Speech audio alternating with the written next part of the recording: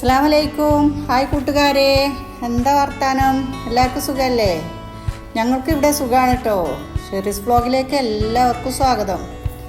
ഞാൻ ഇന്ന് ഉണ്ടാക്കുന്നത് ഞങ്ങൾ മലപ്പുറംകാരുടെ സ്വന്തം വരട്ടായ ബീഫാണ്. ഈ ബീഫ് വരട്ട് ഏത് തുടക്കക്കാർക്കും എളുപ്പം ഉണ്ടാക്കാൻ കഴിയും.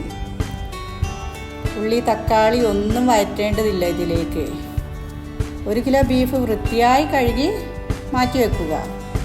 1 കിലോ ബീഫിലേക്ക് 2 സവാള, 2 പച്ചമുളക്, 2 മീഡിയം വലുപ്പമുള്ള തക്കാളി, ഇതൊക്കെ ഇതിലേക്ക് മുറിച്ചിടാം. സവാളയൊക്കെ നമുക്ക് ഏത് വലുപ്പത്തിൽ മുറിച്ചിടാം. തക്കാളിയും ഒക്കെ പല വലുപ്പത്തിൽ നമുക്ക് എങ്ങനെ വേണേലും മുറിച്ചിടാം. എന്താ വെച്ചാൽ ഇതൊക്കെ അതിൽ കിടന്നിട്ട് വെന്ത് പോകും, അപ്പോൾ പ്രശ്നമല്ല. പിന്നെ ഇഞ്ചി വെളുത്തുള്ളി പേസ്റ്റ്, കറിവേപ്പില എന്നിവ നമ്മൾ ഇതിലേക്ക് ഇട്ടേക്കുക. ഈ ഇറച്ചി കഴുകി വെച്ചിലേക്ക് ഇട്ട് വെക്കുക. പിന്നെ നമ്മളൊരു ബൗളെടുത്തിട്ട് അതിലേക്കൊരു 1.25-1.5 സ്പൂണ് ഉലുവയുടെ ചെറിയ സ്പൂണാണ് കേട്ടോ. പിന്നെ മഞ്ഞൾ 1.25 സ്പൂണ് മഞ്ഞൾ, പിന്നെ ഒരു 1.5 സ്പൂണ് മുളക് പൊടി. ഇവിടെ എരിവ് അധികം വേണ്ട, അതുകൊണ്ടാണ് ഇങ്ങനെ ഇടുന്നത്. എരിവ് കൂടുതലുള്ളവർ 2 സ്പൂണൊക്കെ ഇട്ടോണ്ടി. പിന്നെ ഉള്ളത് 4 സ്പൂണ് മല്ലിയാണ് ഞാൻ എടുക്കുന്നത്. ഇവിടെ മല്ലി അത്ര മതി, ചെറിയ സ്പൂണ് അത് മതി ഇവിടെ, അതുകൊണ്ടാണ് അത്ര എടുക്കുന്നത്. അത്ര മതി, ഇല്ലെങ്കിൽ മല്ലിൻ്റെ ചൊയ വരും. പിന്നെ 2 പട്ട. ഈ പട്ട എൻ്റെ വീട്ടിലുണ്ടായതാണ് കേട്ടോ. എന്നിട്ട് ഒരു കുക്കർ നമ്മൾ അടുപ്പത്ത് വെക്കുക. ആ കുക്കറിലെ വെള്ളം വറ്റി കഴിഞ്ഞാൽ അതിലൊരു 2.5 സ്പൂണ് വെളിച്ചെണ്ണ നമ്മൾ വയ്ക്കും. വെളിച്ചെണ്ണയിൽ ഉണ്ടാക്കുകയാണ് ഏറ്റവും നല്ലത്, അതാണ് നമുക്ക് ടേസ്റ്റ് കൂടുക. എന്നിട്ട് അതിലേക്ക് നമ്മൾ ഈ പൊടികളൊക്കെ ചേർത്ത് കൊടുക്കുക. ഈ പൊടി വയറ്റാൻ കണ്ടുള്ള എണ്ണ നമ്മൾ അതിൽ പാരണം.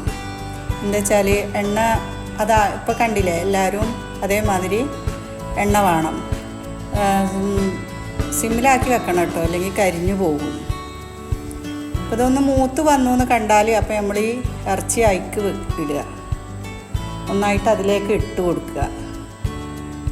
എന്നിട്ട് നമ്മൾ നല്ലോണം ഒന്ന് ഇളക്കി കൊടുക്കുക. ഉപ്പിടാൻ മറന്നു,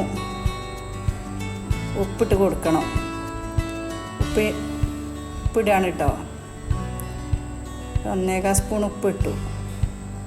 എന്നിട്ട് നമ്മൾ ഇതിലേക്ക് വെള്ളം പാർന്ന് കൊടുക്കുകയാണ്. 2 ഗ്ലാസ് വെള്ളമൊക്കെ ഇതിൽ പാരണം. എന്താ വെച്ചാൽ ഇത് സ്റ്റീലിൻ്റെ കുക്കറാണ്. മറ്റേ കുക്കറാകുമ്പോൾ ഇത്ര വെള്ളം പാരേണ്ട ആവശ്യമില്ല. ഇത് സ്റ്റീലിൻ്റെ ആകുമ്പോൾ എളുപ്പം അടി പിടിക്കുമല്ലോ, അതിനാണ് നമ്മൾ ഇത്ര വെള്ളം പാർന്ന് കൊടുക്കുന്നത്.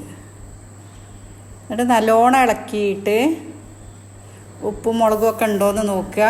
മുളകില്ല വെച്ചാൽ കുറച്ചും കൂടി മുളക് ഇടുക, തീരെ എരിവില്ലെങ്കിൽ. ഞാൻ കുറച്ച് മുളകല്ലേ ഇട്ടിട്ടുള്ളൂ, ഇവിടെ അതേ പറ്റുള്ളൂ, അതുകൊണ്ടാണ് കുറച്ച് മുളക് ഇട്ടത്. നല്ലോണം ഇളക്കി കൊടുത്തിട്ട് അടച്ച് വെക്കുക. മൊത്തം 8 വിസിലാണ് കേട്ടോ വേണ്ടിയത്, അപ്പോഴത്തേനും അത് വെന്തിട്ടുണ്ടാവും. ഇറച്ചി കുക്കറിൽ വേവുമ്പോഴത്തേന് നമ്മൾ മുരിങ്ങാത്താളിപ്പ് ഉണ്ടാക്കാനുള്ള തയ്യാറെടുപ്പിലാണ്. മുരിങ്ങാത്താളിപ്പിനും വേണ്ടിയിട്ട് മുരിങ്ങ ഊരുകയാണ്. ഒക്കെ നല്ലോണം കൊട്ടിയിട്ട് വേണം കേട്ടോ ഊരാൻ. എന്നിട്ടൊരു പാൻ അടുപ്പത്ത് വെച്ചിട്ട് അതിലേക്ക് എണ്ണ പാർന്ന്, കുറച്ച് എണ്ണ പാർന്നാൽ മതി കേട്ടോ. ഉള്ളി ഇടുക. ഉള്ളി നല്ലോണം ഇളക്കി കൊടുത്തിട്ട് മൂത്ത് വരുന്ന വരെ നമ്മൾ വെയിറ്റ് ചെയ്യണം. അതിലേക്കൊരു പച്ചമുളകും ഇടുക. ഇവിടെ എരിവ് കുറവായതുകൊണ്ട് ഒന്നേ ഞാൻ ഇടണുള്ളൂ. അപ്പോൾ ഉള്ളി നല്ലോണം മൂക്കട്ടെ. ഇറച്ചി അപ്പോഴത്തേനും അവിടെ വേവുന്നുണ്ട് കേട്ടോ. ഉള്ളി ബ്രൗണായി കഴിഞ്ഞാൽ പിന്നെ നമ്മൾ കഞ്ഞിവെള്ളം അതിലേക്ക് ഒഴിച്ച് കൊടുക്കണം. അപ്പോൾ കഞ്ഞിവെള്ളം നല്ല തിക്കായിട്ടുള്ള കഞ്ഞിവെള്ളമാണ് ഇതിന് വേണ്ടിയത്. എൻ്റെ അടുത്തുള്ളത് ഇന്നുള്ള കഞ്ഞിവെള്ളം ഇങ്ങനെ തിക്കില്ലാത്തതാണ്. ശരിക്കും തിക്കുള്ളാകുമ്പോൾ ഒന്നും കൂടി ടേസ്റ്റ് കൂടും. അതിലേക്ക് നമുക്ക് ആവശ്യത്തിന് ഉപ്പിടുക.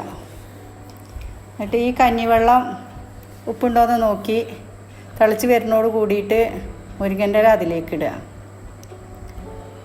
ഈ മുരിങ്ങാത്താളിപ്പ് ഉണ്ടാക്കാൻ ഏറ്റവും എളുപ്പമുള്ളൊരു കറിയാണിത്, നല്ല ടേസ്റ്റുമാണ്.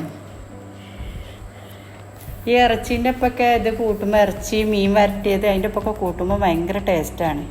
നമ്മൾ ഇറച്ചി ഇവിടെ വെന്തിട്ടുണ്ട് കേട്ടോ. ഒരു കുറച്ചൊരു വെള്ളമുണ്ട് വറ്റാൻ. അപ്പം അതിന് ഞാൻ തീ കത്തിച്ചതാണ്. അപ്പോൾ ഇവിടെ റെഡിയായി. ചോറെടുത്തു, മുരിങ്ങാക്കറി പാർന്നു, ഇറച്ചി വരട്ടുമായി. കുറച്ച് വെള്ളമുണ്ട്, പിന്നെ ഞാൻ അതവിടെ നിന്നോട്ടെ വിചാരിച്ചു. ഇറച്ചി വെന്തിട്ടുണ്ട് കേട്ടോ നല്ലോണം.